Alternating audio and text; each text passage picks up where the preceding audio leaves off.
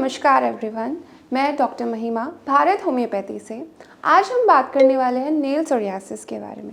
जैसे कि ज़्यादातर लोग जानते हैं कि सोरियासिस एक त्वचा की बीमारी है। जी हाँ, सोरियासिस एक त्वचा की बीमारी है, पर सोरियासिस हमारे अनेक बॉडी पार्ट्स को भी अफेक्ट कर सकती है, जैसे कि नेल्स को। नेल सोरियासिस में क्या होता है कि हमारे नेल्स में छोटे छोटे पिटिंग करके दाग दिखने लगते हैं, उसको बोलते हैं पिटिंग सोरियासिस।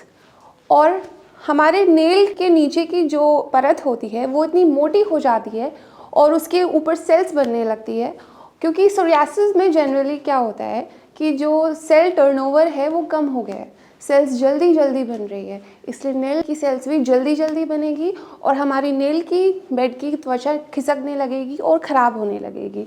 और नेल सोरियासिस में एक और समस्या में मिलती है जिसको हम ऑनकाइलोसिस बोलते हैं मेडिकल टर्म में। ऑनकाइलोसिस क्या होता है, इसमें हमारे जो नेल होते हैं वो इतना पतला हो जाता है कि वो उतरने लगता है, लिफ्टिंग अप होने लगता है। तो नेल सोरियासिस बहुत सारी हमारी डेली लाइफ को हिंडर कर सकती है, जैसे कि हमें पेन होगा नेल सोरियासिस में और हम एक सिंपल लाइफ चीज़ें होती है वो नहीं कर पाते, हम कॉइन नहीं उठा पाएंगे, हम चेयर नहीं खिसका पाएंगे, दर्द होने लगेगा। नेल सोरियासिस एक एम्बेरसमेंट का भी टॉपिक बन जाता है, क्योंकि नेल्स हमारे हाथों में होते हैं तो ऑब्वियसली सबको दिखेंगे, हम उनको छिपा नहीं सकते, क्योंकि सोरियासिस के पेशेंट अपनी स्किन को छिपा लेते हैं, उनको एम्बेरसमेंट फील होता है इसलिए वो नहीं दिखाते। बट नेल्स को आप कैसे छिपाएंगे? इन केस ऑफ फीमेल्स वो ऑब्वियसली नेल पेंट लगा सकती है, पर मेल्स तो उसको बिल्कुल नहीं छिपा सकते। इसलिए नेल सोरियासिस एक एम्बेरसमेंट सोशली इफेक्ट करता है एक इंसान को। नेल सोरियासिस में डिस्कलरेशन भी होती है। डिस्कलरेशन येलो कलर की हो सकती है। फंगल इन्फेक्शन में भी येलो कलर की डिस्कलरेशन होती है और सोरियासिस में भी येलो कलर की डिस्कलरेशन होती है। तो इसको हमें डिफ्रेंशिएट करना भी मालूम होना चाहिए कि फंगल इन्फेक्शन अगर है तो उसमें हमें पेन ज़रूर होगा और उसमें हमें कुछ पस डिस्चार्ज ज़रूर होगा, पर सोरियासिस के केसेस में ऐसी हमें कोई प्रॉब्लम नहीं मिलेगी।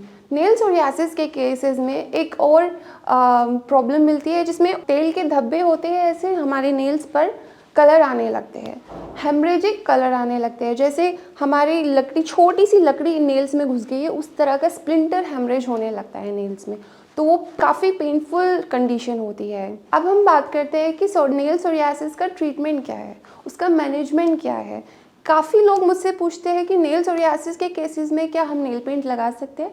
यस, ऑफ कोर्स आप नेल पेंट लगा सकते हैं, पर आप आर्टिफिशियल नेल नहीं लगवाना, क्योंकि आर्टिफिशियल नेल अगर आप लगवाएंगे तो आपकी नेल की जो लेयर है, आपका जो नेल है वो बहुत पतला हो चुका है, ऑनकाइलोसिस हो चुका है, तो उखड़ने के चांसेस ज़्यादा बढ़ जाते हैं।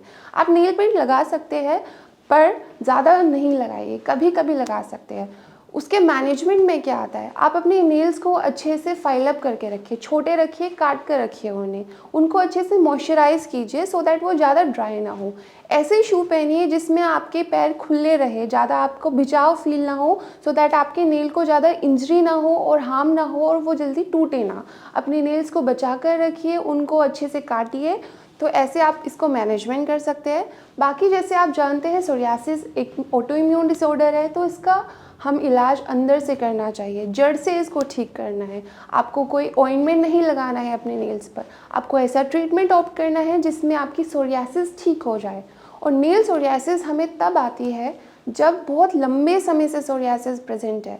10% केसेस में सोरियासिस क्रोनिक हो गई है, तब नेल पर सोरियासिस इफेक्ट करेगी। तो ऐसा ट्रीटमेंट आप लीजिए जो आपको जड़ से ठीक करे। सोरियासिस से लड़ा जा सकता है और सोरियासिस को ठीक किया जा सकता है।